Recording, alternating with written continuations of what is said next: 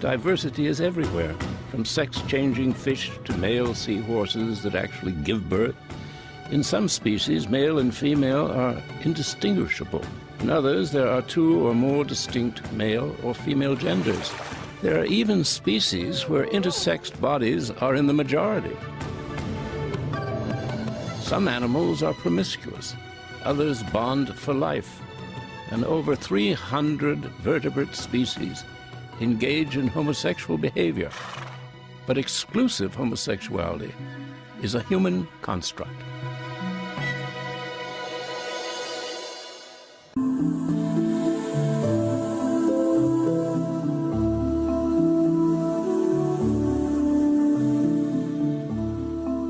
In nature, the giving and receiving of sexual pleasure has many benefits. It helps to diffuse hostility, encourage cooperation, and build alliances, whether the context is heterosexual or homosexual. And the physical contact isn't limited, of course, to genital contact. There's a lot of grooming that goes on, a lot of very close physical togetherness, and it's by being together physically very close that they can work together. And you don't get team play without very close coordination. Human sexuality is infinitely more complex. We have culture, religion, civilization. We have to resolve the conflict between our natural urges and the rules.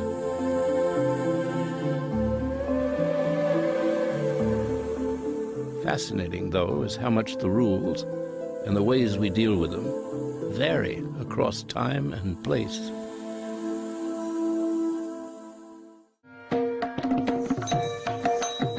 In Hindu religious tradition, sexuality began when the god Shiva fell in love with the female aspect of himself. The sexual duality of the god and all his creation is still celebrated in classical dance.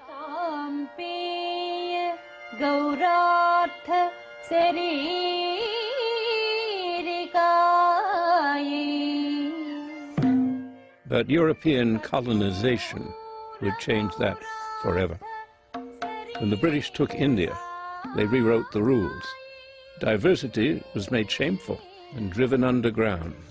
The British, being a real uptight, anal retentive colonial project, if I can use that phrase, had to bring their laws in around sexuality. And so they tried to construct non-reproductive sex as a criminal and anti-nature type of behavior. Their belief was that all sexual activity should be based around reproduction, and anything outside of reproductive sex was not considered normal. According to laws imposed throughout the British Empire, all sexual acts not open to conception were against the order of nature and punishable with life imprisonment. Long since revoked in England, these clauses have been retained in Indian law. Indian courts have now extended that even further in their need to imitate the British to oral sex, mutual masturbation, and thigh sex are also considered unnatural and punishable as sodomite activities. In a culture that continues to demand an outward show of Victorian rectitude, the Hindu religion still offers some refuge for those who cannot conform. They can become hijras, regarded as a third sex, neither male nor female, and estimated to number 1 million people.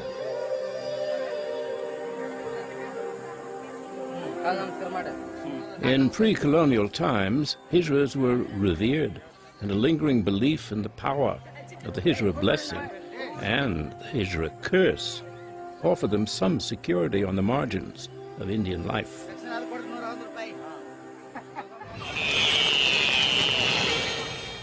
Over 2 years, we followed a young man's initiation into the Hijra sisterhood, starting in a back street clinic in a provincial city. Nada Kumar was then 22 years old and about to take the radical step that would separate him from ordinary society. For thousands of years, this procedure was carried out by untrained Hijra midwives. Fatalities were high. The operation is now illegal in India, but there are clinics willing to perform any service at a price. Nada had been saving for this moment since he was 15 years old. The Hijras call the operation a nirvan, meaning a rebirth.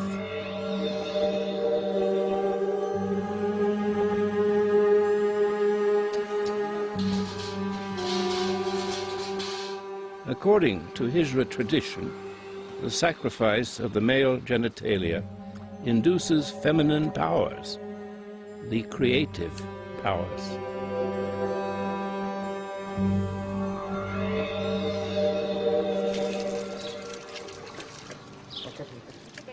"40 days after the operation, and Nada has recovered remarkably well. The ceremonial washing marks the ritual celebration of Nada's rebirth as a woman called Nandini, a woman with desires.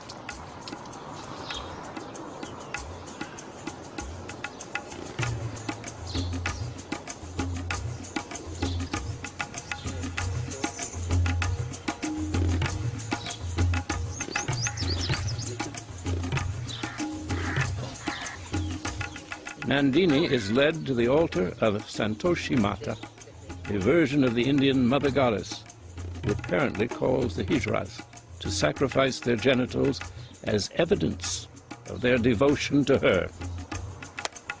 Now purified, Nandini is ready for her next step.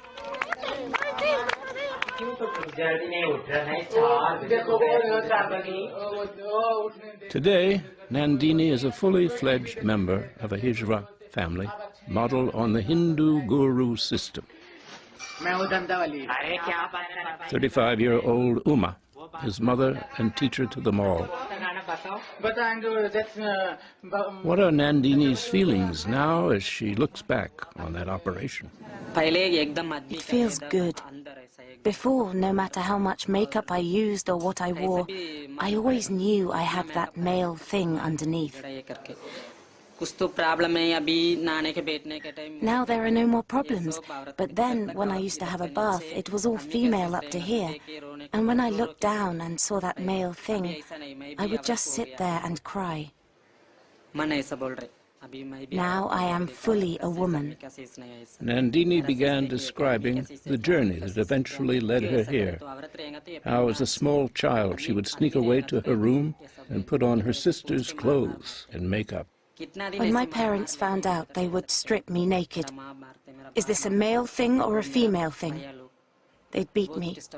My mother, my father, and my brothers. So much. When I was 15, I told them everything. I said I wanted to become a Hijra. They ordered me out of the house saying, never come back because it will ruin our reputation. We talked until the time came for evening devotions. We learnt that Nandini had graduated with a diploma in computer technology. But as a Hijra, there's no hope of using these qualifications.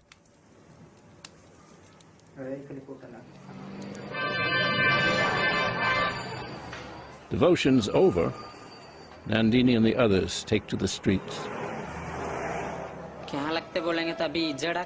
As a Hijra, you have only two choices: to beg, or if you're young and beautiful, to do business. I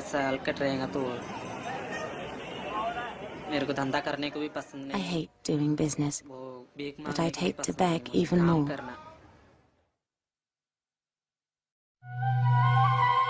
Bangkok, the capital of a country that was never colonized, never forced to submit to Western laws. For all the outward show of modernity, this is a city still firmly rooted in the values of its past.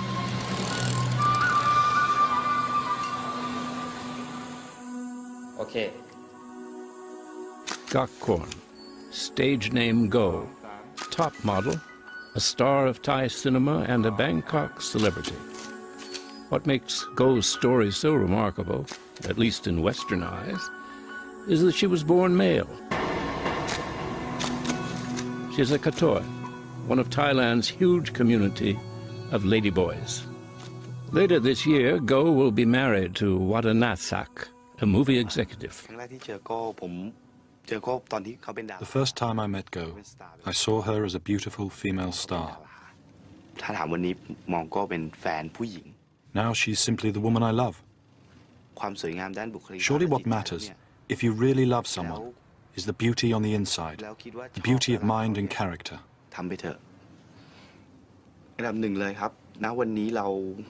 My family and all my friends never think of Go as anything other than a beautiful woman. A woman that I have to protect and take care of. In fact, they're overprotective. They really spoil me and treat me as a very fragile girl. We in the West have a lot to learn from the ways in which Thai society, Thai culture, more or less readily accepts transgendered people. Christianity in the West tells us that transgendered people are in some way sexually deviant, immoral, living contrary to God's law. They're bad. One of the first things that parents ask when they first have a new child is whether or not that's a boy or a girl. And we, as a culture, put a lot of stock into that answer. The world has put penalties, for lack of a better word, on those of us who aren't clearly defined as male or female, as people expect those categories to be defined. And as a result, transgender people and people whose gender is a little bit different than many people have come to expect, experience high levels of violence and discrimination in society throughout the globe. According to one Buddhist teacher, all of us have been or will be in some future life ladyboys. I believe I made good karma in my previous life. To be born a man and die a woman is challenging and enriching. The Buddhist faith provides a space for a transsexual and will honor her relationship. Later this year, Go and Watanasak will be married in a full ceremony in the presence of family and friends. I'm not marrying for my own sake, but to honor the woman I love, and to honor her parents and my parents.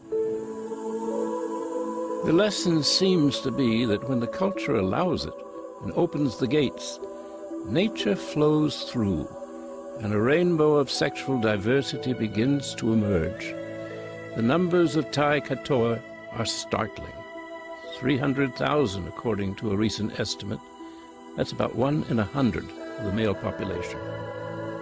The more gifted reach the heights of show business and fashion, and in famous clubs like Bangkok's Calypso, play to packed houses of tourists. For you tonight, fantasy of Thailand, fantasy of Calypso. A fantasy of Thailand and a fantasy of womanhood for tourists who come here to marvel at female perfection, sculpted out of the bodies of men.